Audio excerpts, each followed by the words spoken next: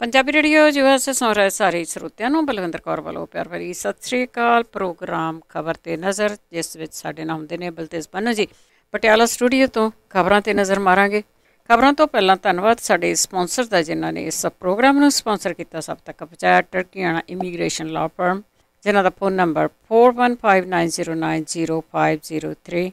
Khalsa insurance agency, ਜਿਨ੍ਹਾਂ ਤੋਂ ਤੁਸੀਂ ਘਰਾਂ ਦੀ, ਕਾਰਾਂ ਦੀ, ਹੈਲਥ ਦੀ, ਬਿਜ਼ਨਸ ਦੀ, ਲਾਈਫ ਦੀ ਇੰਸ਼ੋਰੈਂਸ ਕਰਵਾ ਸਕਦੇ ਹੋ। 4082722500। ਗੁਰਦੀਪ ਸਿੰਘ ਬਿਰਦੀ, ਕਲੋਵਸ, ਰਾਮ ਸਿੰਘ ਸ਼ੇਰਗਿੱਲ, ਸਲਮਾ, ਮਨਜੀਤ ਸਿੰਘ ਦੀਵਾਨਾ, ਫਰੈਜ਼ਨੋ। ਬਹੁਤ ਬਹੁਤ ਧੰਨਵਾਦ ਕਰਦੇ ਹਾਂ ਪ੍ਰੋਗਰਾਮਾਂ ਨੂੰ ਸਪਾਂਸਰ ਕਰਦੇ ਹੋ, ਸਭ ਤੱਕ ਪਹੁੰਚਾਉਂਦੇ। ਸਾਡੇ ਨਾਲ ਜੁੜ ਚੁੱਕੇ ਨੇ ਬਲਤੇਜ ਬੰਨੂ ਜੀ। ਸਤਿ ਸ਼੍ਰੀ ਅਕਾਲ, ਸਵਾਗਤ ਹੈ ਜੀ। ਸਤਿ ਸ਼੍ਰੀ ਅਕਾਲ ਜੀ, ਧੰਨਵਾਦ ਜੀ, ਬਹੁਤ ਮਿਹਰਬਾਨੀ। ਪੰਜਾਬ ਦੀ ਪੋਲੀਟਿਕਸ ਦੀ ਗੱਲ ਕਰਦੇ ਹਾਂ। ਮਿੰਟ ਤੇ ਕੋਈ ਨਾ ਕੋਈ ਬਦਲਾਅ ਹੋ ਰਿਹਾ। ਨਵਜੋਤ ਸਿੱਧੂ ਅਸਤੀਫਾ ਦੇ ਗਏ, ਪਰ ਹੁਣ ਨਵਜੋਤ ਸਿੱਧੂ ਨੂੰ ਮਨਾਉਣ ਦੇ ਯਤਨ ਜਾਰੀ। ਐਕਚੁਅਲੀ ਇਹ ਕਿਹਾ ਜਾ ਸਕਦਾ ਜੀ ਕਿ ਪੰਜਾਬ ਦੀ ਜਿਹੜੀ ਸਿਆਸਤ ਆ ਇਸ ਵੇਲੇ ਉਹ ਬਹੁਤ ਉਸਲ ਵੱਟੇ ਲੈ ਰਹੀ ਆ। ਸ਼ਾਇਦ ਕਿਤੇ ਨਾ ਕਿਤੇ ਉੱਥੋਂ ਨਿਕਲਣ ਦੇ ਯਤਨਾਂ ਦੇ ਵਿੱਚ ਹੈ, ਜਿੱਥੇ ਇਹਨਾਂ ਕੁਝ ਸਿਆਸੀ ਪਰਿਵਾਰਾਂ ਨੇ ਆਪਣਾ ਗਲਬਾ ਇੰਨਾ ਕੁ ਚੜਾ ਲਿਆ ਹੋਇਆ ਕਿ ਉੱਥੋਂ ਨਿਕਲਣਾ ਔਖਾ, ਬੜਾ ਐਡਾ ਸੌਖਾ ਨਹੀਂ ਗਾ ਜੀ ਉਹਦੇ ਵਿੱਚੋਂ ਨਿਕਲ ਜਾਣਾ।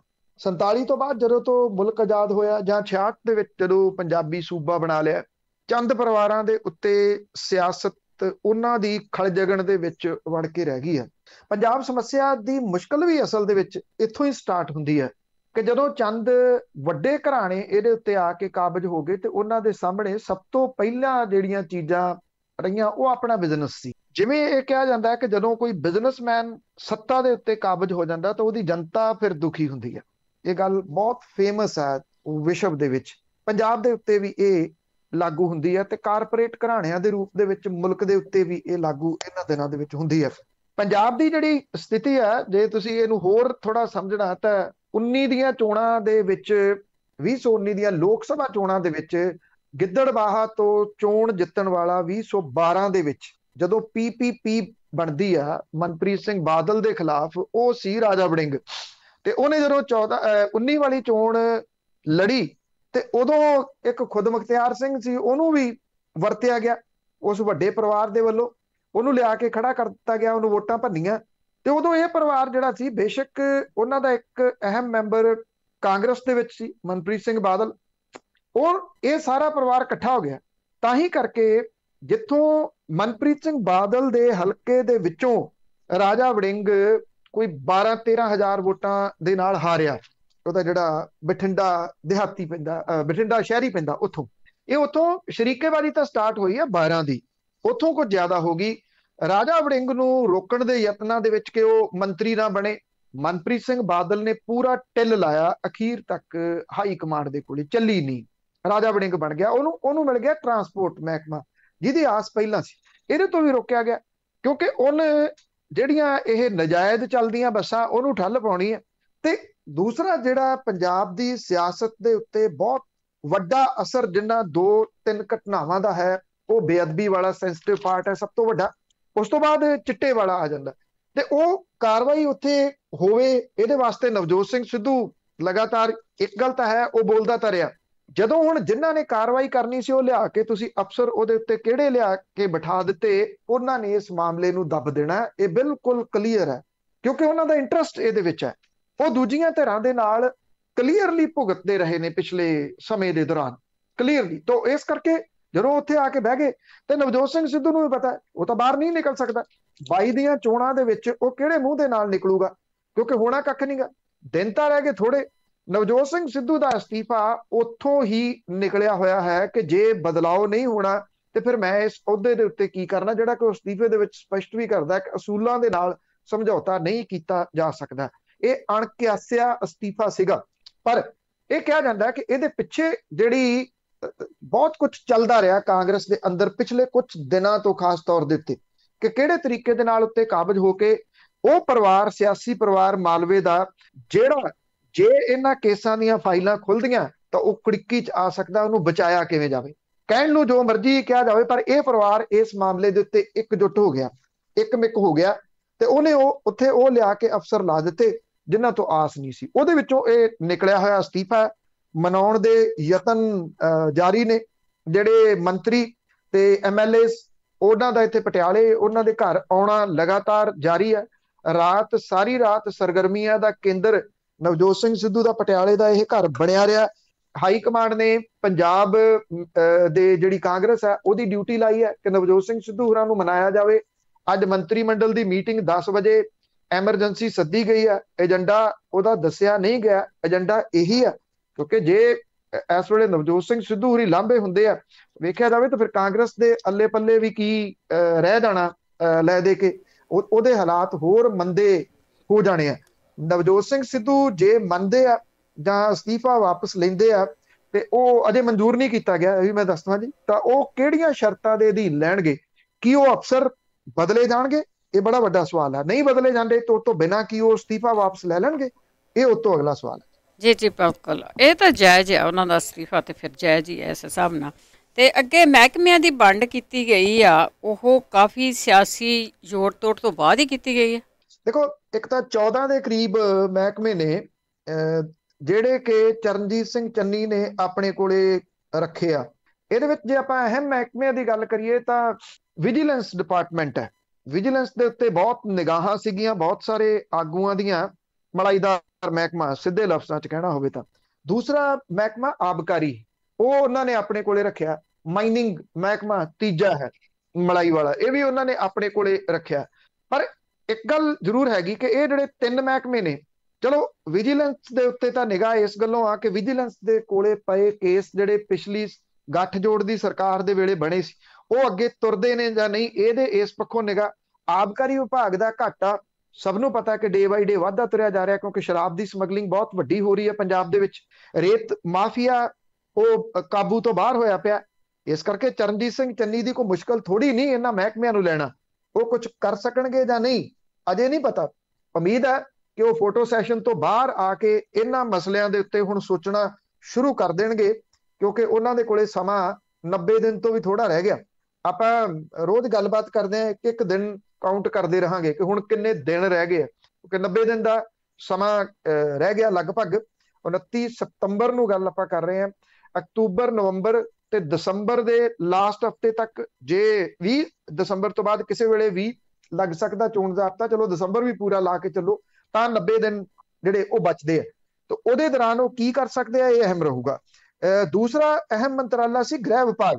ਹੋਮ ਮਿਨਿਸਟਰੀ ਸੁਖਜਿੰਦਰ ਸਿੰਘ ਰੰਧਾਵਾ ਹੋਰਾਂ ਨੂੰ ਦਿੱਤੀ ਗਈ ਆ। ਉਹ ਸਹਿਕਾਰਤਾ ਤੇ ਜੇਲ੍ਹ ਵਿਭਾਗ ਵੀ ਵੇਖਣਗੇ ਜਿਹੜੇ ਉਹਨਾਂ ਕੋਲੇ ਪਹਿਲੇ ਸੀਗੇ।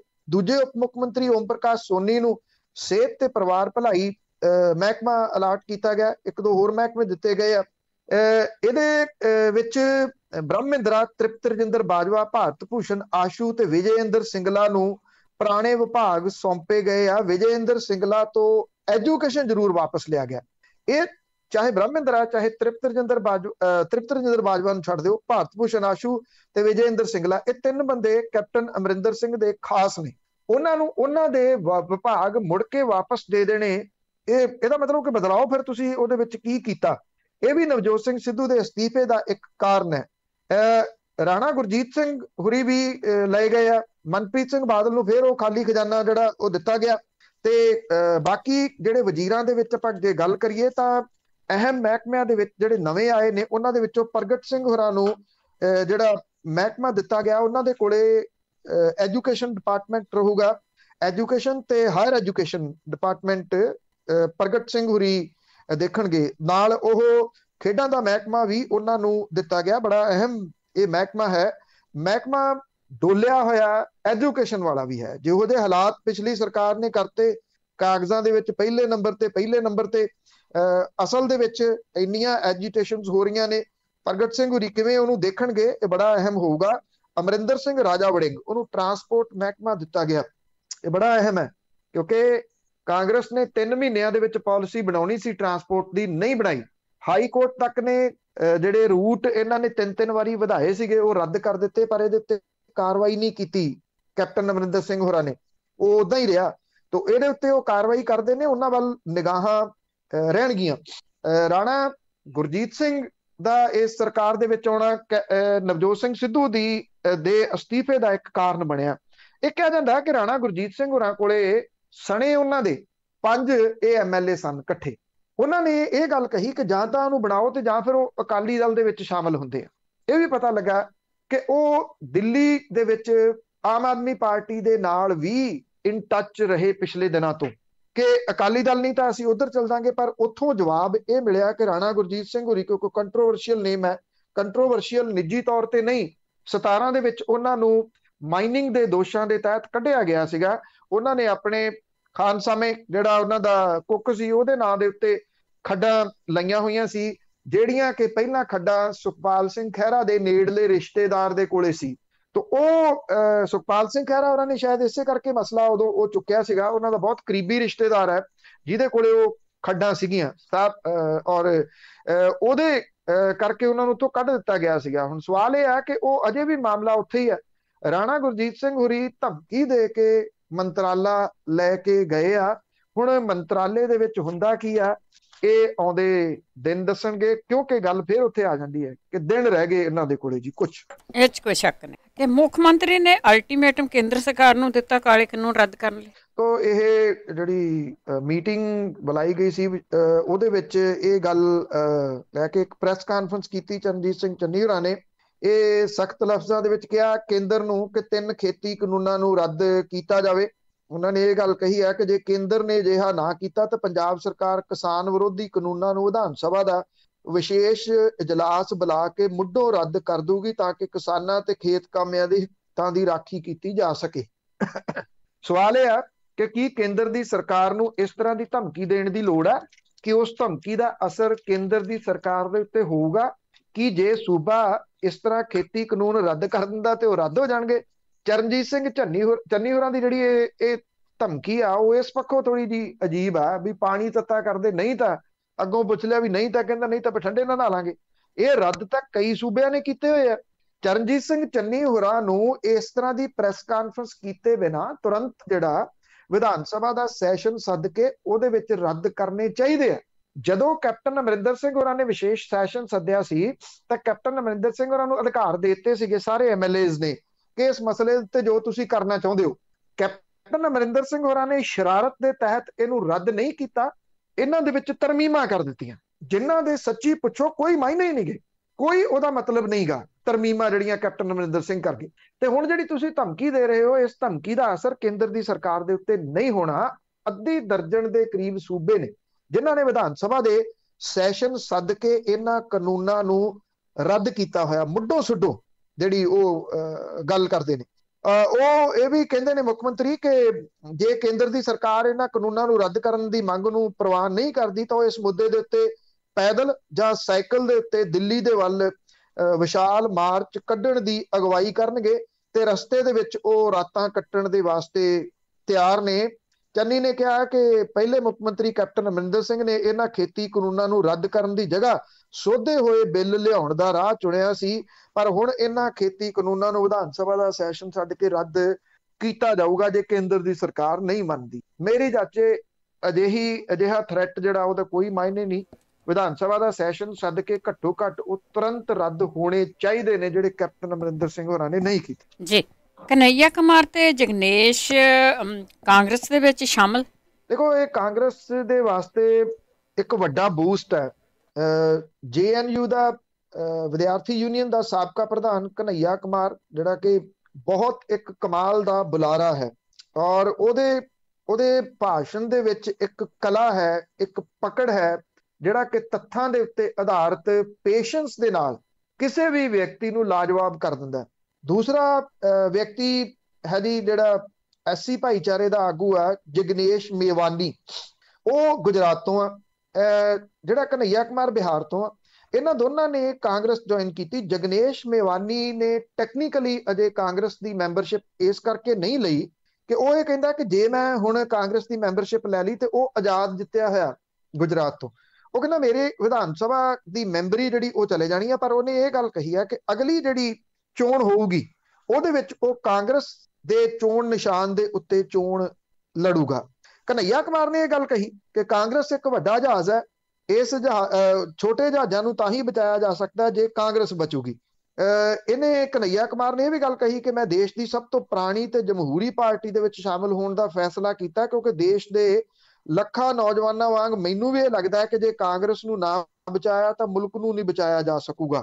ਕਨਈਆ ਕੁਮਾਰ ਨੇ 19 ਦੀ ਚੋਣ ਬਿਹਾਰ ਦੇ ਵਿੱਚੋਂ ਲੋਕ ਸਭਾ ਦੀ ਲੜੀ ਸੀ, ਉਹ ਹਾਰ ਗਿਆ ਸੀ, ਪਰ ਉਹਦੇ ਇਕੱਠ ਇੰਨੇ ਜ਼ਿਆਦਾ ਬਿਹਾਰ ਦੇ ਵਿੱਚ ਸੀਗੇ ਕਿ ਉਦੋਂ ਕੋਈ ਮੰਨਦਾ ਨਹੀਂ ਸੀ ਕਿ ਕਨਈਆ ਕੁਮਾਰ ਇਹ ਚੋਣ ਹਾਰ ਸਕਦਾ।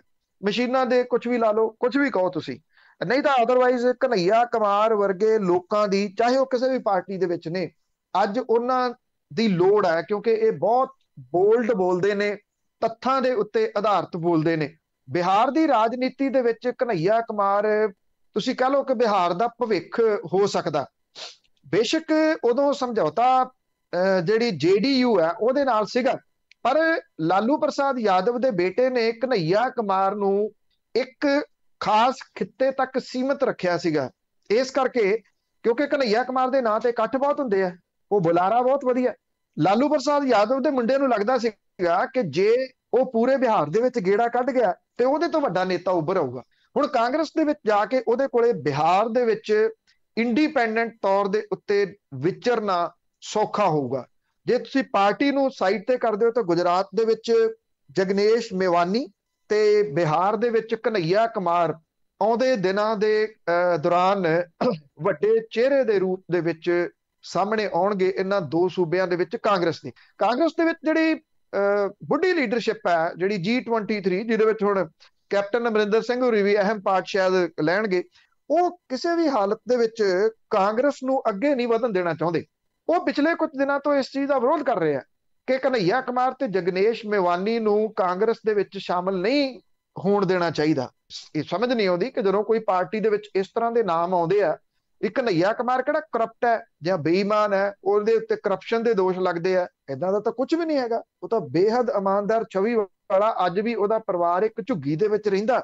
ਉਹੋ ਜਿਹਾ ਆਗੂ, ਉਹੋ ਜਿਹਾ ਬੁਲਾਰਾ ਜੇ ਕਾਂਗਰਸ ਨੂੰ ਮਿਲਦਾ ਤਾਂ ਆਈ ਥਿੰਕ ਇਹ ਤਾਂ ਪਾਰਟੀ ਦੇ ਵਾਸਤੇ ਇੱਕ ਪਲੱਸ ਪੁਆਇੰਟ ਹੈ। ਪਰ ਇਹ ਜਿਹੜੀ ਬੁੱਢੀ ਲੀਡਰਸ਼ਿਪ ਹੈ ਉਹ ਕਿਸੇ ਨੂੰ ਅੱਗੇ ਨਹੀਂ ਆਉਣ ਦੇਣਾ ਚਾਹੁੰਦੀ। ਇਹਨਾਂ ਦੋਨਾਂ ਦੇ ਕਾਂਗਰਸ ਦੇ ਵਿੱਚ ਸ਼ਾਮਲ ਹੋਣ ਦੇ ਨਾਲ ਮੁਲਕ ਨੂੰ ਸ਼ਾਇਦ ਦੋ ਚੰਗੇ ਬੁਲਾਰੇ ਆਉਂਦੇ ਦਿਨਾਂ 'ਚ ਮਿਲਣਗੇ। ਬਿਲਕੁਲ ਜੀ, ਨੌਜਵਾਨ ਤਬਕਾ ਜ਼ਰੂਰ ਆਉਣਾ ਚਾਹੀਦਾ ਆ। ਅੱਗੇ ਗੱਲ ਕਰਦੇ ਹਾਂ ਕੈਪਟਨ ਅਮਰਿੰਦਰ ਸਿੰਘ ਦੀ। ਉਹ ਦਿੱਲੀ ਭਾਜਪਾਈਆਂ ਦੇ ਨਾਲ ਮੀਟਿੰਗ ਕਰਨ ਲਈ ਜਾ ਬੈਠਾ। ਦਿੱਲੀ ਪਹੁੰਚੇ ਨੇ ਜੀ, ਨਾਲ ਦੀ ਨਾਲ ਇਹ ਵੀ ਟਵੀਟ ਕਰੀ ਜਾਂਦੇ ਆ, ਜਿਹੜਾ ਉਹਨਾਂ ਦਾ ਮੀਡੀਆ ਐਡਵਾਈਜ਼ਰ ਹੈ, ਕਿ ਜੀ ਐਵੇਂ ਕਿਆਸ ਰਾਈਆਂ ਨਾ ਲਾਓ, ਕੈਪਟਨ ਅਮਰਿੰਦਰ ਸਿੰਘ ਹੋਰੀ ਕਿਸੇ ਰਾਜਨੀਤਿਕ ਹਸਤੀ ਨੂੰ ਨਹੀਂ ਮਿਲਣਗੇ। ਉਹਨਾਂ ਨੇ ਤਾਂ ਕਪੂਰਥਲਾ ਹਾਊਸ ਖਾਲੀ ਕਰਨਾ ਸੀਗਾ, ਇਸ ਕਰਕੇ ਉਹ ਗਏ ਨੇ। ਜਿਵੇਂ ਉੱਥੋਂ ਕੈਪਟਨ ਅਮਰਿੰਦਰ ਸਿੰਘ ਹੋਰਾਂ ਨੇ ਜਾ ਕੇ ਚਾਹ ਪੱਤੀ ਚੁੱਕਣੀ ਹੋਵੇ, ਖੰਡ ਪੱਤੀ ਤੇ ਕੱਪ ਕੁੱਪ ਜਿਹੜੇ ਰੱਖੇ ਆ ਵੀ ਕਪੂਰਥਲਾ ਹਾਊਸ ਦੇ ਵਿੱਚ, ਵੀ ਅੱਗੇ ਉਹ ਆਪਣਾ ਕੰਮ ਸਾਰਾ ਆਪ ਕਰਦੇ ਆ। ਇੱਥੇ ਸਰਕਾਰੀ ਨਿਵਾਸ ਖਾਲੀ ਕਰਾਉਣ ਦੇ ਵਾਸਤੇ ਕੈਪਟਨ ਅਮਰਿੰਦਰ ਸਿੰਘ ਹੋਰੀ ਆਪ ਟਰੱਕ ਲੈ ਕੇ ਆਏ ਸੀਗੇ ਵੀ ਉਹ ਖਾਲੀ ਕਰਨ ਗਏ ਨੇ। ਕਪੂਰਥਲਾ ਹਾਊਸ ਵੀ ਉਦਾਂ ਹੀ ਖਾਲੀ ਹੋ ਸਕਦਾ ਸੀਗਾ। ਉੱਥੇ ਜਾ ਕੇ ਬੈਠੇ ਨੇ ਬਹਾਨੇ ਦੇ ਤਹਿਤ ਕਿ ਕਪੂਰਥਲਾ ਹਾਊਸ ਖਾਲੀ ਕਰਨਾ, ਕਿਉਂਕਿ ਉਹ ਮੁੱਖ ਮੰਤਰੀ ਨਹੀਂ ਰਹੇ। ਉੱਥੇ ਜਿਹੜੇ ਆ G23 ਦੀ ਮੈਂ ਗੱਲ ਕੀਤੀ ਆ, ਜਿਹਦੇ ਵਿੱਚ ਕਾਂਗਰਸੀ ਸ਼ਾਮਲ ਨੇ, ਬੁੱਢੀ ਲੀਡਰਸ਼ਿਪ ਬਹੁਤੀ ਇਹਦੇ ਵਿੱਚ ਸ਼ਾਮਲ ਹੈ, ਉਹਦੇ ਵਿੱਚ ਉਹਨਾਂ ਦੇ ਨਾਲ ਉਹ ਮੁਲਾਕਾਤਾਂ ਕਰਨਗੇ ਤਾਂ ਕਿ ਕਾਂਗਰਸ ਨੂੰ ਢਾਹ ਲਾਈ ਜਾ ਸਕੇ, ਜਿਹਨੇ ਉਹਨੂੰ 2 ਵਾਰੀ ਮੁੱਖ ਮੰਤਰੀ ਬਣਾਇਆ। ਕੈਪਟਨ ਅਮਰਿੰਦਰ ਸਿੰਘ ਹੋਰੀ, ਤੁਸੀਂ ਇਹ ਕਹਿ ਲਓ ਕਿ ਅੱਜ ਵੀ ਇਹ ਗੱਲ ਮੰਨਣ ਦੇ ਵਾਸਤੇ ਤਿਆਰ ਨਹੀਂਗੇ ਕਿ ਉਹ 90 ਵਿਆਂ ਦੇ ਨੇੜੇ ਪਹੁੰਚ ਚੱਲੇ ਆ ਤੇ ਇੱਥੇ ਜਾ ਕੇ ਬੰਦੇ ਦੀ ਉਹ ਸੁਰਤ ਕਾਇਮ ਨਹੀਂ ਰਹਿੰਦੀ ਤੇ ਉਹ ਆਪਣਾ ਚੱਲਣਾ ਉਹਦਾ ਔਖਾ ਹੋ ਜਾਂਦਾ ਤੇ ਉਹ ਸੂਬਾ ਜਾਂ ਮੁਲਕ ਕਿਵੇਂ ਚਲਾ ਸਕਦਾ। ਮੈਨੂੰ ਯਾਦ ਹੈ ਜਦੋਂ ਕਾਮੇਡੀ ਦੇ ਵਿੱਚ ਹੁੰਦੇ ਸਨ ਭਗਵੰਤ ਮਾਨ ਹੋਰੀ, ਤਾਂ ਉਦੋਂ ਉਹਨਾਂ ਦਾ ਇੱਕ ਸਟਾਇਰ ਬੜਾ ਫੇਮਸ ਹੋਇਆ ਸੀਗਾ ਕਿ ਬਾਹਰਲੇ ਮੁਲਕਾਂ ਦੇ ਵਿੱਚ ਜਦੋਂ ਬੰਦਾ 70 ਸਾਲ ਦਾ ਹੋ ਜਾਂਦਾ ਜਾਂ 80 ਸਾਲ ਦਾ ਹੋ ਜਾਂਦਾ, ਉਹਨੂੰ ਇਹ ਕਹਿੰਦੇ ਹੁਣ ਇਹ ਗੱਡੀ ਚਲਾਉਣ ਦੇ ਕਾਬਿਲ ਨਹੀਂ, ਇਸ ਕਰਕੇ ਹੁਣ ਗੱਡੀ ਹੁਣ ਨਾ ਚਲਾਵੇ। ਪਰ ਇੱਥੇ ਕਹਿੰਦੇ 80 ਸਾਲ ਦੇ ਬੰਦੇ ਨੂੰ ਮੁਲਕ ਚਲਾਉਣ ਲਈ ਦੇ ਦਿੰਦੇ ਆ ਵੀ ਆਹ ਲੈ ਫੜ ਚਲਾ। ਇਹ ਵਾਕਿਆ ਹੀ ਇਹ ਉਦੋਂ ਦਾ ਸਟਾਇਰ ਅੱਜ ਵੀ ਜਿਹੜਾ ਹੈ ਜੀ, ਇਹ ਲੋਕ ਸਮਝਣ ਦੇ ਵਾਸਤੇ ਤਿਆਰ ਨਹੀਂਗੇ ਕਿ ਕਿੰਨਾ ਰਾਜ ਭਾਗ ਇਹਨਾਂ ਨੇ ਭੋਗਿਆ। ਕਿਸੇ ਹੋਰ ਦੇ ਵਾਸਤੇ ਤੁਸੀਂ ਥਾਂ ਖਾਲੀ ਕਰੋ, ਜਾ ਕੇ ਦਿੱਲੀ ਬਹਿ ਗਏ। ਇਹ ਵੀ ਕਿਹਾ ਜਾਂਦਾ ਹੈ ਕਿ ਅਮਿਤ ਸ਼ਾਹ ਹੋਰਾਂ ਦੇ ਨਾਲ ਮੁਲਾਕਾਤ ਕਰਨੀ ਹੈ, ਭਾਰਤੀ ਜਨਤਾ ਪਾਰਟੀ ਦੇ ਕੌਮੀ ਪ੍ਰਧਾਨ JP ਨੱਡਾ ਹੋਰਾਂ ਦੇ ਨਾਲ ਮੁਲਾਕਾਤ ਕਰਨੀ ਹੈ। ਕਿਆਸ ਰਾਈਆਂ ਲਾਈਆਂ ਜਾ ਰਹੀਆਂ ਨੇ, ਰਾਜ ਸਭਾ ਦੀ ਸੀਟ ਭਾਲਣਗੇ, ਰਾਜ ਸਭਾ ਦੀ ਸੀਟ ਨਹੀਂ ਤੇ ਇਹ ਕਹਿਣਗੇ ਕਿ ਕਿਸੇ ਸੂਬੇ ਦਾ ਰਾਜਪਾਲ ਬਣਾ ਕੇ ਲਾ ਦਿਓ ਤਾਂ ਕਿ ਕਿਤੇ ਸਮੁੰਦਰ ਦੇ ਕੰਢੇ ਬੈਠੇ ਰਹਿਣ ਤੇ ਉੱਥੇ ਤੜਕੇ ਲਾਉਣ ਬੱਕਰੇ ਨੂੰ, ਜਿਹੋ ਜਿਹੇ ਇੱਥੇ ਲਾਉਂਦੇ ਸੀ। ਕੋਈ ਏਦਾਂ ਦਾ ਸਮਝੌਤਾ ਤਾਂ ਉਹ ਕਰਨ ਦੇ ਯਤਨਾਂ 'ਚ ਨੇ, ਪਰ ਥੋੜਾ ਜਿਹਾ ਫਰਕ ਇਹ ਆ ਕਿ ਜੇ ਮੁੱਖ ਮੰਤਰੀ ਦੇ ਤੌਰ ਦੇ ਉੱਤੇ ਜਾਂਦੇ ਸੀ ਤੇ ਝੱਟ ਦੇਣੀ ਸਮਾਂ ਮਿਲ ਜਾਂਦਾ ਸੀ। ਹੁਣ ਉਹ ਮੁੱਖ ਮੰਤਰੀ ਨਹੀਂ ਹੈਗੇ, ਇਸ ਕਰਕੇ ਸਮਾਂ ਲੈਣ ਦੇ ਵਿੱਚ ਥੋੜੀ ਪ੍ਰੋਬਲਮ ਆਉਣੀ। ਨਾ ਸਮਾਂ ਮਿਲਿਆ ਤੇ ਅਗਲਵਾਂਢੀ ਵੜਿਆ ਜਾ ਰਿਹਾ ਵੀ ਅਸੀਂ ਤਾਂ ਆਪਣੇ ਨਿੱਜੀ ਕੰਮਾਂ ਦੇ ਵਾਸਤੇ ਗਏ ਸੀ, ਅਸੀਂ ਮਿਲਣ ਦੇ ਵਾਸਤੇ ਤਾਂ ਗਏ ਹੀ ਨਹੀਂ ਸੀਗੇ। ਤੋਂ ਗਏ ਤਾਂ ਮਿਲਣ ਦੇ ਵਾਸਤੇ ਆ, ਪਰ ਦੋਨੋਂ ਪਾਸੇ ਪੱਖ ਰੱਖ ਰਹੇ ਆ ਵੀ ਨਾ ਮਿਲੇ ਤੇ ਕਹਿ ਦਿਆਂਗੇ ਨਿੱਜੀ ਦੌਰੇ ਤੇ ਗਏ ਸੀ, ਮਿਲ ਲਏ ਤੇ ਕਹਿ ਦੇਣਗੇ ਕਿ ਹਾਂ ਮਿਲਣ ਦੇ ਵਾਸਤੇ ਗਏ ਸੀਗੇ। ਅੱਗੇ ਅਰਵਿੰਦ ਕੇਜਰੀਵਾਲ ਦੀ ਜੇ ਗੱਲ ਕਰੀਏ ਤੇ 2 ਦਿਨ ਦੌਰੇ ਤੇ ਮੀਟਿੰਗਾਂ ਦਾ ਦੌਰ ਚੱਲੂਗਾ। ਜਦੋਂ ਪਿਛਲੀ 300 ਯੂਨਿਟ ਵਾਲੀ ਗੱਲ ਕਰਕੇ ਅਰਵਿੰਦ ਕੇਜਰੀਵਾਲ ਗਏ ਸੀ ਤੇ ਉਹਨੇ ਬਿਜਲੀ ਵਾਲਾ ਮੁੱਦਾ ਤਾਂ ਭਖਾ ਦਿੱਤਾ ਸੀਗਾ। ਉਦੋਂ ਬਾਅਦ 2 ਵਾਰੀ ਦੌਰਾ ਅਰਵਿੰਦ ਕੇਜਰੀਵਾਲ ਦਾ, ਇਹ ਜੀ ਦੌਰਾ ਰੱਦ ਹੋਣ ਦੇ ਕੁਝ ਕਾਰਨ ਸੀਗੇ ਜੀ। ਪਿਛਲੇ ਦਿਨਾਂ ਦੇ ਵਿੱਚ ਜਿਹੜਾ ਕਿਸਾਨ ਅੰਦੋਲਨ, ਉਹ ਵੀ ਇੱਕ ਕਾਰਨ ਸੀਗਾ। ਹੁਣ 2 ਦਿਨ ਦੇ ਦੌਰੇ ਦੇ ਉੱਤੇ ਅੱਜ ਉਹ ਪਹੁੰਚਣਗੇ ਲੁਧਿਆਣੇ ਦੇ ਵਿੱਚ। ਲੁਧਿਆਣੇ ਦੇ ਵਿੱਚ ਇੱਕ ਹੋਟਲ ਦੇ ਵਿੱਚ ਉਹਨਾਂ ਦੀ ਮੁਲਾਕਾਤ ਇੱਥੋਂ ਦੇ ਬਿਜ਼ਨਸਮੈਨਾਂ ਦੇ ਨਾਲ ਹੋਊਗੀ, ਵਪਾਰੀਆਂ ਦੇ ਨਾਲ, ਜਿਹਦੇ ਵਿੱਚ ਵਪਾਰੀਆਂ ਦੀਆਂ ਮੁਸ਼ਕਲਾਂ ਤੇ ਇਹਨਾਂ ਦੇ ਹੱਲ ਲੱਭਣ ਦੀ ਕੋਸ਼ਿਸ਼ ਕੀਤੀ ਜਾਊਗੀ। ਜਦੋਂ ਕਿ ਭਲਕੇ 30 ਸਤੰਬਰ ਨੂੰ ਲੁਧਿਆਣੇ ਦੇ ਵਿੱਚ ਹੀ ਪੰਜਾਬ ਵਿਧਾਨ ਸਭਾ ਚੋਣਾਂ ਦੇ ਵਾਸਤੇ ਦੂਜਾ ਵੱਡਾ ਐਲਾਨ ਕੀਤਾ ਜਾਊਗਾ। ਕੇਜਰੀਵਾਲ ਪੰਜਾਬ ਦੇ ਨੌਜਵਾਨਾਂ ਨੂੰ ਰੁਜ਼ਗਾਰ ਤੇ ਖੇਡਾਂ ਲਈ ਉਤਸ਼ਾਹਿਤ ਕਰਨ ਦੇ ਵਾਸਤੇ ਜਿਹੜੀ ਜੌਬ ਗਾਰੰਟੀ ਆ ਉਹਦਾ ਐਲਾਨ ਕਰ ਸਕਦੇ ਆ। ਅਰਵਿੰਦ ਕੇਜਰੀਵਾਲ ਦੇ ਵੱਲੋਂ ਵਿਧਾਇਕਾਂ ਦੇ ਨਾਲ ਵੀ ਮੀਟਿੰਗ ਕੀਤੀ ਜਾਊਗੀ, ਜਿਹਦੇ ਲਈ ਭਵਿੱਖ ਦੀ ਰਣਨੀਤੀ ਤਿਆਰ ਕੀਤੀ ਜਾਊਗੀ। ਨਾਰਾਜ਼ ਵਰਕਰਾਂ ਨੂੰ ਮਨਾਉਣ ਲਈ ਗੱਲਬਾਤ ਤੋਂ ਇਲਾਵਾ ਪਾਰਟੀ ਦੇ ਵਿੱਚ ਕੁਝ ਨਵੇਂ ਚਿਹਰਿਆਂ ਨੂੰ ਜੋੜ ਸਕਦੇ ਆ, ਪਰ ਇਹ ਐਲਾਨ ਉਹ ਸਿਰਫ ਪ੍ਰੈਸ ਕਾਨਫਰੰਸ ਦੇ ਰਾਹੀਂ ਕਰਨਗੇ, ਕਿਉਂਕਿ ਕਿਸਾਨ ਜਥੇਬੰਦੀਆਂ ਨੇ ਇਹ ਆਖਿਆ ਆ ਕਿ ਕਿਸਾਨ ਅੰਦੋਲਨ ਚੱਲ ਰਿਹਾ, ਇਸ ਕਰਕੇ ਰੈਲੀਆਂ ਨਾ ਕੀਤੀਆਂ ਜਾਣ, ਰੈਲੀ ਨਹੀਂ ਕੀਤੀ ਜਾਊਗੀ। ਸਵਾਲ ਇਹ ਵੱਡਾ ਹੈ ਕਿ ਪਿਛਲੇ ਦਿਨਾਂ ਤੋਂ ਆਮ ਆਦਮੀ ਪਾਰਟੀ ਜਿਸ ਚੱਕਰਵਿਊਹ ਦੇ ਵਿੱਚ ਫਸੀ ਹੋਈ ਹੈ, ਉਹ ਭਗਵੰਤ ਮਾਨ ਦਾ ਮੁੱਦਾ ਹੈ ਕਿ ਜਿਹੜੀ ਆਮ ਆਦਮੀ ਪਾਰਟੀ ਹੈ ਉਹ ਕਿਹਨੂੰ ਸੀਐਮ ਦਾ ਫੇਸ ਸਾਹਮਣੇ ਕਰਦੀ ਹੈ।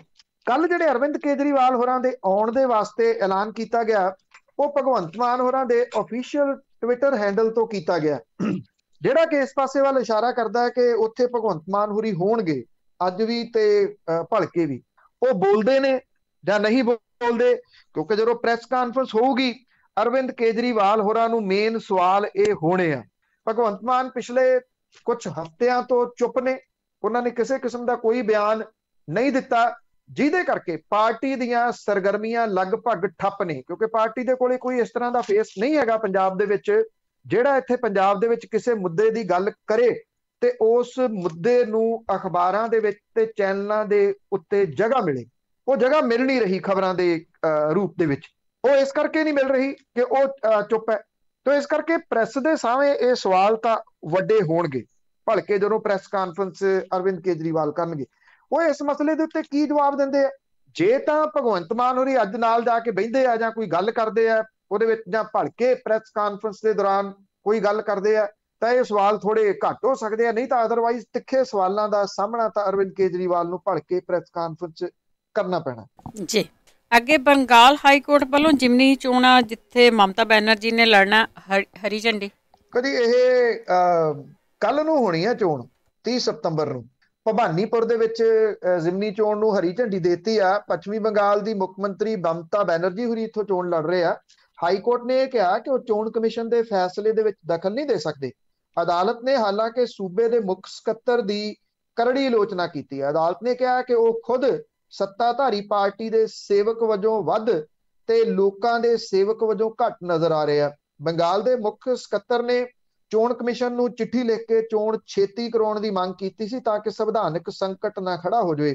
ਪਟੀਸ਼ਨਕਰਤਾ ਨੇ ਦੋਸ਼ ਲਾਇਆ ਕਿ ਮੁੱਖ ਸਕੱਤਰ ਨੇ ਗੁੰਮਰਾਹਕੁੰਨ ਜਾਣਕਾਰੀ ਚੋਣ ਕਮਿਸ਼ਨ ਨੂੰ ਦਿੱਤੀ। ਬੈਂਚ ਨੇ ਇਹ ਕਿਹਾ ਕਿ ਚੋਣ ਕਮਿਸ਼ਨ ਨੂੰ ਕੋਵਿਡ ਤੇ ਹੜ੍ਹਾਂ ਬਾਰੇ ਵੀ ਸਹੀ ਜਾਣਕਾਰੀ ਨਹੀਂ ਦਿੱਤੀ ਗਈ। ਬੈਂਚ ਨੇ ਨਾਲ ਇਹ ਵੀ ਕਿਹਾ ਕਿ ਇਹ ਵੀ ਨਹੀਂ ਦੱਸਿਆ ਗਿਆ ਕਿ ਇੱਕ ਵਿਅਕਤੀ ਦੇ ਜਿੱਤਣ ਦਾ ਹਾਰਨ ਦੇ ਨਾਲ ਕਿਹੜਾ ਸੰਵਿਧਾਨਕ ਸੰਕਟ ਖੜਾ ਹੋਊਗਾ। ਅਦਾਲਤ ਨੇ 24 ਸਤੰਬਰ ਨੂੰ ਕਿਹਾ ਸੀਗਾ ਕਿ ਭਵਾਨੀਪੁਰ ਹਲਕਾ ਮਮਤਾ ਬੈਨਰਜੀ ਲਈ ਖਾਲੀ ਕਰਨ ਵਾਸਤੇ ਟੀਐਮਸੀ ਵਿਧਾਇਕ ਤੋਂ ਅਸਤੀਫਾ ਲਿਆ ਗਿਆ। ਹੁਣ ਖਜ਼ਾਨੇ ਵਿੱਚੋਂ ਕਰੋੜਾਂ ਰੁਪਏ ਚੋਣ ਕਰਵਾਉਣ ਲਈ ਖਰਚੇ ਜਾ ਰਹੇ ਆ। ਅਦਾਲਤ ਨੇ ਕਿਹਾ ਕਿ ਇਸ ਤਰ੍ਹਾਂ ਦੇ ਫੈਸਲੇ ਸੱਤਾ ਵਿੱਚ ਬੈਠੇ ਲੋਕਾਂ ਦੀ ਮਰਜ਼ੀ ਮੁਤਾਬਕ ਨਹੀਂ ਲਏ ਜਾਣੇ ਚਾਹੀਦੇ। ਇਹਦੇ ਦੌਰਾਨ ਭਾਜਪਾ ਦਾ ਵਫਦ ਦਿੱਲੀ ਦੇ ਵਿੱਚ ਚੋਣ ਕਮਿਸ਼ਨ ਨੂੰ ਮਿਲਿਆ ਤੇ ਆਜ਼ਾਦ ਨਿਰਪੱਖ ਚੋਣ ਕਰਾਉਣ ਦੀ ਮੰਗ ਕੀਤੀ। ਭਾਜਪਾ ਨੇ ਵੀ ਕਿਹਾ ਕਿ ਧਾਰਾ 144 ਲਾਈ ਜਾਵੇ ਤੇ ਪੈਰਾਮਿਲਟਰੀ ਫੋਰਸਸ ਲਾਈਆਂ ਜਾਣ। ਏਦਾਂ ਦਾ ਕੁਝ ਹੋ ਨਹੀਂ ਸਕਿਆ। ਇਹ ਕਿਹਾ ਜਾ ਸਕਦਾ ਹੈ ਕਿ ਭਾਰਤੀ ਜਨਤਾ ਪਾਰਟੀ ਇਹ ਵੋਟਾਂ ਪੈਣ ਤੋਂ ਪਹਿਲਾਂ ਹਾਰ ਕਬੂਲ ਕਰ ਗਈ ਆ। ਇਸੇ ਕਰਕੇ ਉਹਦੇ ਕੋਲੇ ਕੋਈ ਕੈਂਡੀਡੇਟ ਹੀ ਨਹੀਂ ਹੈਗਾ ਸੀਗਾ ਚੱਜ ਦਾ। ਜਿਹੜਾ ਕੈਂਡੀਡੇਟ ਉਹਨਾਂ ਨੇ ਲਿਆਂਦਾ ਉੱਥੇ, ਉਹ ਜਿਹੜੀ ਲੇਡੀ ਹੈ, ਉਹਨੇ ਮਹਿਜ਼ ਨਿਗਮ ਦੀ ਚੋਣ ਤੱਕ ਲੜੀ ਹੋਈ ਆ, ਉਸ ਤੋਂ ਉੱਪਰ ਨਹੀਂ। ਕੋਈ ਵੱਡਾ ਚਿਹਰਾ ਆਇਆ ਨਹੀਂ ਸਾਹਮਣੇ ਚੋਣ ਲੜਨ ਦੇ ਵਾਸਤੇ। ਕੋਈ ਇਹ ਨਹੀਂ ਚਾਹੁੰਦਾ ਸੀਗਾ ਕਿ ਉਹਦੀ ਜ਼ਮਾਨਤ ਜ਼ਬਤ ਹੋਵੇ ਤੇ ਉਥੋਂ ਫਿਰ ਉਹਦਾ ਸਿਆਸੀ ਭਵਿੱਖ ਜਿਹੜਾ ਉਹ ਦਾਅ ਦੇ ਉੱਤੇ ਲੱਗ ਜਾਵੇ। ਜਿਹੜਾ ਭਵਾਨੀਪੁਰ ਦਾ ਹਲਕਾ, ਇੱਥੇ ਗੈਰ ਬੰਗਾਲੀਆਂ ਦਾ ਜਿਹੜਾ ਏਰੀਆ ਹੈ, ਇਹਦੇ ਚ ਪੰਜਾਬੀ ਵੀ ਬਹੁਤ ਵੱਡੀ ਗਿਣਤੀ ਦੇ ਵਿੱਚ ਰਹਿੰਦੇ ਆ ਤੇ ਇਥੋਂ ਬਹੁਤ ਵੱਡੀ ਜਿੱਤ ਪ੍ਰਾਪਤ ਹੋਣ ਦੀ ਆਸ ਹੈ ਮਮਤਾ ਬੈਨਰਜੀ ਨੂੰ। ਬਹੁਤ ਵੱਡੀ ਜਿੱਤ ਉਹ ਇੱਥੋਂ ਪ੍ਰਾਪਤ ਕਰੂਗੀ। ਸਾਹਮਣੇ ਵਾਲੇ ਉਮੀਦਵਾਰ ਦੀ ਜ਼ਮਾਨਤ ਜ਼ਬਤ ਹੋ ਜਾਣ ਦੇ ਆਸਾਰ ਨੇ। ਸੋ ਇਸ ਕਰਕੇ ਭਾਰਤੀ ਜਨਤਾ ਪਾਰਟੀ ਨੇ ਇਹਦੇ ਵਿੱਚ ਕੋਈ ਬਹੁਤਾ ਇੰਟਰਸਟ ਹੀ ਨਹੀਂ ਲਿਆ। ਆ ਢੁੱਚਰਾਂ ਥੋੜੀਆਂ ਜਿਹੀਆਂ ਅਦਾਲਤ ਦੇ ਰਾਹੀਂ ਡਾਉਣ ਦੀ ਕੋਸ਼ਿਸ਼ ਕੀਤੀ, ਪਰ ਉਹ ਕਲੀਅਰ ਹੋ ਗਈਆਂ ਤੇ ਭੜਕੇ ਉੱਥੇ ਵੋਟਾਂ ਪੈਣਗੀਆਂ ਜੀ।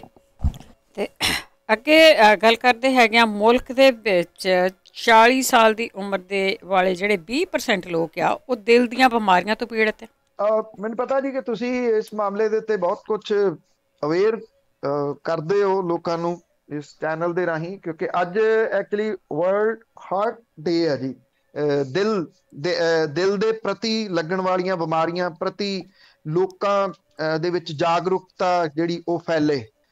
ਪੰਜਾਬੀਆਂ ਦਾ ਖਾਣ ਪੀਣ ਜਾਂ ਇੱਥੇ ਮੁਲਕ ਦੇ ਵਿੱਚ, ਇਹ ਮੁਲਕ ਦੀ ਰਿਪੋਰਟ ਆ ਵੈਸੇ, ਮੁਲਕ ਦੇ ਵਿੱਚ ਖਾਣ ਪੀਣ ਤੋਂ ਲੋਕ ਬਹੁਤ ਅਵੇਸਲੇ ਨੇ। ਜੰਕ ਫੂਡ ਅੰਨ੍ਹੇਵਾਹ ਖਾਧਾ ਜਾਂਦਾ, ਔਰ ਜਿਹੜੇ ਜੋੜਾਂ ਦੇ ਦਰਦ ਦੂਜੇ ਤੀਜੇ, ਅੱਜ ਤੋਂ ਜੇ ਤੁਸੀਂ 25-30 ਸਾਲ ਪਿਛਾਂਹ ਚਲੇ ਜਾਓ, ਕੁਝ ਵੀ ਨਹੀਂ ਸੀ ਹੁੰਦਾ। ਐਸੇ ਤੇਲ ਤੇ ਜਿਹੜੀਆਂ ਚੀਜ਼ਾਂ ਆ ਗਈਆਂ ਜੀ, ਉਹਨਾਂ ਨੇ ਲੋਕਾਂ ਨੂੰ ਬਿਮਾਰੀਆਂ ਦੇ ਵਿੱਚ ਜਕੜ ਦਿੱਤਾ, ਕਿਉਂਕਿ ਉਹਦੇ ਵਿੱਚੋਂ ਕਮਾਉਣ ਵਾਲੇ ਕੌਣ ਨੇ? ਇਹ ਕਾਰਪੋਰੇਟ ਨੇ। ਉਹਨਾਂ ਨੇ ਆਪਣਾ ਪੈਸਾ ਕਮਾਇਆ। ਉਦੋਂ ਬਾਅਦ ਫਿਰ ਮੈਡੀਕਲ ਮਾਫੀਆ ਆ ਗਿਆ। ਉਹਨੇ ਦਵਾਈਆਂ ਲੈਣ ਦੀਆਂ, ਦਵਾਈਆਂ ਦੇ ਰੂਪ ਦੇ ਵਿੱਚ ਲੋਕਾਂ ਦੀ ਚੰਮ ਲੱਥਣ ਲੱਗੀ ਤੇ ਲੋਕ ਬੁਰੇ ਤਰੀਕੇ ਨਾਲ ਫਸ ਗਏ ਜੀ। ਇਸ ਵੇਲੇ ਦਿਲ ਦੇ ਰੋਗ ਇੰਨੇ ਨੇ ਕਿ ਮਹਾਮਾਰੀ ਵਾਂਗੂ ਫੈਲ ਰਿਹਾ ਮੁਲਕ ਦੇ ਵਿੱਚ। ਦੇਸ਼ ਦੀ ਨੌਜਵਾਨ ਆਬਾਦੀ ਬੜੀ ਤੇਜ਼ੀ ਦੇ ਨਾਲ ਇਹਦੀ ਚਪੇਟ ਚ ਆ ਰਹੀ ਹੈ ਜੀ। ਇਹਦਾ ਜਿਹੜਾ ਮੇਨ ਰੀਜ਼ਨ, ਜਿਵੇਂ ਮੈਂ ਤੁਹਾਨੂੰ ਦੱਸਿਆ, ਕਿ ਜੰਕ ਫੂਡ ਹੈ ਖਾਸ ਤੌਰ ਦੇ ਉੱਤੇ। ਇੱਥੇ ਜਿਹੜਾ ਮੰਨ ਲਓ ਕੋਈ ਕਹਿੰਦਾ ਜੀ ਕਿ ਮੈਂ ਫਲਾਂ ਜਗ੍ਹਾ ਦੇ ਤੋਂ ਨੂਡਲਸ ਖਾ ਰਿਹਾ, ਜਾਂ ਉੱਥੋਂ ਬਰਗਰ ਜਿਹੜੇ ਟਾਈਪ ਦੇ ਮਿਲਦੇ ਆ, ਜਿਹਨੂੰ ਇੱਥੇ ਕੁਲਚਾ ਕਹਿ ਦਿੰਦੇ ਆ, ਉਹਦੇ ਉੱਤੇ ਹੁਣ ਉਹ ਜਿਹੜਾ ਤਵੇ ਦੇ ਉੱਤੇ ਕੀ ਲਾ ਰਿਹਾ, ਉਹਦੇ ਵਿੱਚ ਕੀ ਪਾ ਰਿਹਾ, ਉਹ ਕੀ ਕੁਆਲਿਟੀ ਆ ਉਹਦੀ, ਕਿਸੇ ਨੂੰ ਕੁਝ ਨਹੀਂ ਪਤਾ। ਲਾਈਨਾਂ ਲੱਗੀਆਂ ਨੇ ਉੱਥੇ ਖਾਣ ਦੇ ਵਾਸਤੇ, ਨੌਜਵਾਨ ਪੀੜ੍ਹੀ ਦੀਆਂ ਖਾਸ ਤੌਰ ਦੇ ਉੱਤੇ। ਤੇ ਜੇ ਤੁਸੀਂ ਉਹ ਰੇਹੜੀਆਂ ਦੇ ਉੱਤੇ ਦੇਖੋ ਤੇ ਉੱਥੇ ਨਾ ਜਿਹੜੀ ਪਈ ਹੋਈ ਆ ਸੌਸ, ਜੇ ਆਪਾਂ ਸੌਸ ਦੀ ਕੀਮਤ ਕਿਤੇ ਬਾਜ਼ਾਰ ਦੇ ਵਿੱਚ ਦੇਖਦੇ ਆ, ਉਹ ਮਹਿੰਗੀ ਸੌਸ ਉੱਥੇ ਰੱਖੀ ਨਹੀਂ ਜਾ ਸਕਦੀ। ਉਹ ਕਿਵੇਂ ਤਿਆਰ ਹੁੰਦੀ ਹੈ ਇਹ ਕਿਸੇ ਨੂੰ ਕੁਝ ਨਹੀਂ ਪਤਾ। ਉਹ ਭਰ ਕੇ ਨੌਜਵਾਨ ਪੀੜ੍ਹੀ ਉਹ ਸੌਸ ਨੂੰ ਖਾਈ ਜਾਂਦੀ ਹੈ। ਅੱਜ ਇਹ ਜਿਹੜੀ ਰਿਪੋਰਟ ਆ, ਇਹ ਲੂ ਕੰਡੇ ਖੜੇ ਕਰਨ ਵਾਲੀ ਹੈ ਸਹੀ ਮਾਇਨਿਆਂ ਦੇ ਵਿੱਚ, ਕਿ ਦਿਲ ਦੀਆਂ ਬਿਮਾਰੀਆਂ ਸਭ ਤੋਂ ਜ਼ਿਆਦਾ ਫੈਲ ਰਹੀਆਂ ਨੇ। ਜਿਹੜੀ Indian council of medical research ਆ, ਉਹ ਕਹਿੰਦੀ ਆ ਕਿ 20% ਇਸ ਤਰ੍ਹਾਂ ਦੇ ਕੇਸ ਆ ਦਿਲ ਦੀਆਂ ਬਿਮਾਰੀਆਂ ਦੇ ਜਿਨ੍ਹਾਂ ਦੀ ਉਮਰ 40 ਸਾਲ ਤੱਕ ਹੈ। 40 ਤੋਂ ਘੱਟ ਵਾਲੇ ਇਹਦੇ ਵਿੱਚ ਨੇ, 40 ਤੋਂ ਉੱਪਰ ਵਾਲੇ ਨਹੀਂ ਹੈਗੇ। ਤਣਾਓ, ਖਾਣ ਪੀਣ ਦੇ ਵਿੱਚ ਗੜਬੜੀ, ਹਵਾ ਦੇ ਵਿੱਚ ਪ੍ਰਦੂਸ਼ਣ, ਮੋਟਾਪਾ, ਸਿਗਰਟ ਜਿਹੜਾ ਤੰਬਾਕੂ ਦੀ ਵਰਤੋਂ, ਇਹ ਇਹਦੇ ਮੇਨ ਕਾਰਨ ਨੇ। ਅਮਰੀਕਾ ਦੇ ਕੰਪੈਰੀਜ਼ਨ ਜਿਹੜੀ ਕੋਰੋਨਰੀ ਆਰਟਰੀ ਡਿਜ਼ੀਜ਼ ਹੈ CAD, ਉਹਦਾ ਹੋਣ ਦਾ ਖਤਰਾ 4 ਗੁਣਾ ਜ਼ਿਆਦਾ, ਜਦੋਂ ਕਿ ਚੀਨ ਦੇ ਵਿੱਚ ਇਹ 6 ਗੁਣਾ ਜ਼ਿਆਦਾ, ਜਾਪਾਨ ਦੇ ਵਿੱਚ 20 ਗੁਣਾ ਜ਼ਿਆਦਾ। ਭਾਰਤ ਦੇ ਵਿੱਚ ਦਿਲ ਦੇ ਰੋਗੀ ਜਿਹੜੇ ਨੇ ਉਹਨਾਂ ਦੀ ਉਮਰ 53 ਸਾਲ ਐਵਰੇਜ ਹੈ, ਜਦੋਂ ਕਿ ਵਿਕਸਿਤ ਮੁਲਕਾਂ ਦੇ ਵਿੱਚ ਇਹ 63 ਸਾਲ ਹੈ। ਇੰਡੀਅਨ ਹਾਰਟ ਐਸੋਸੀਏਸ਼ਨ ਕਹਿੰਦੀ ਹੈ ਕਿ ਭਾਰਤੀ ਜਿਹੜੇ ਬੰਦੇ ਨੇ ਉਹਨਾਂ ਨੂੰ ਹਾਰਟ ਅਟੈਕ ਹੁੰਦਾ, ਉਹਦੇ ਵਿੱਚ 50% ਦੀ ਉਮਰ 50 ਸਾਲ ਤੋਂ ਘੱਟ ਹੁੰਦੀ ਹੈ, 25% ਦੀ ਉਮਰ 40 ਸਾਲ ਤੋਂ ਘੱਟ ਹੁੰਦੀ ਹੈ। Medical certification of cause of death ਦੇ ਅਨੁਸਾਰ ਦਿਲ ਦੇ ਰੋਗਾਂ ਜਿਨ੍ਹਾਂ ਦੀ ਮੌਤ ਹੋ ਰਹੀ ਆ, ਉਹਦੇ ਵਿੱਚ 57% ਮੌਤਾਂ ਇਸ ਤਰ੍ਹਾਂ ਦੇ ਰੋਗੀਆਂ ਦੀਆਂ ਹੋ ਰਹੀਆਂ ਨੇ ਜਿਨ੍ਹਾਂ ਦੀ ਉਮਰ 25 ਤੋਂ 69 ਸਾਲਾਂ ਦੇ ਵਿੱਚ ਹੈ। ਦੇਸ਼ ਦੇ ਵਿੱਚ 1990 ਦੇ ਵਿੱਚ ਦਿਲ ਦੇ ਰੋਗਾਂ ਦੀ ਗਿਣਤੀ 2,57 ਲੱਖ ਸੀ। 26 ਸਾਲਾਂ ਦੇ ਵਿੱਚ ਇਹ ਵੱਧ ਕੇ 5,04 ਲੱਖ ਹੋ ਗਈ। ਭਾਰਤ ਦੇ ਵਿੱਚ ਵੱਖੋ ਵੱਖਰੀਆਂ ਬਿਮਾਰੀਆਂ ਦੇ ਜਿੰਨੀ ਮੌਤਾਂ ਹੁੰਦੀਆਂ ਨੇ, ਉਹਦੇ ਵਿੱਚ ਸਭ ਤੋਂ ਜ਼ਿਆਦਾ 28.1% ਹਾਰਟ ਅਟੈਕ ਦੇ ਨਾਲ ਮੌਤਾਂ ਹੁੰਦੀਆਂ ਨੇ। ਜੀ ਬਿਲਕੁਲ, ਸਿਹਤ ਦਾ ਖਿਆਲ ਰੱਖਣਾ ਚਾਹੀਦਾ। ਬਹੁਤ ਬਹੁਤ ਧੰਨਵਾਦ ਬਲਤੇਜ ਬੰਨੂ ਜੀ। ਮਿਹਰਬਾਨੀ ਜੀ, ਧੰਨਵਾਦ ਜੀ, ਸਤਿ ਸ਼੍ਰੀ ਅਕਾਲ। ਸਤਿ ਸ਼੍ਰੀ ਅਕਾਲ ਜੀ। ਤੇ ਸਰੋਤੇ ਸਨ ਬਲਤੇਜ ਪੰਨੂ ਜੀ ਸਾਡੇ ਨਾਲ ਜੁੜਦੇ ਨੇ, ਕਰਦੇ ਨੇ ਖਬਰਾਂ। ਇਸੇ ਦੇ ਨਾਲ ਸਾਡਾ ਅੱਜ ਦਾ ਬੁਲਟਨ ਇੱਥੇ ਹੀ ਸਮਾਪਤ। ਬਲਵਿੰਦਰ ਕੌਰ ਵੱਲੋਂ ਆਪ ਸਭ ਨੂੰ ਪਿਆਰ ਭਰੀ ਸਤਿ ਸ਼੍ਰੀ ਅਕਾਲ।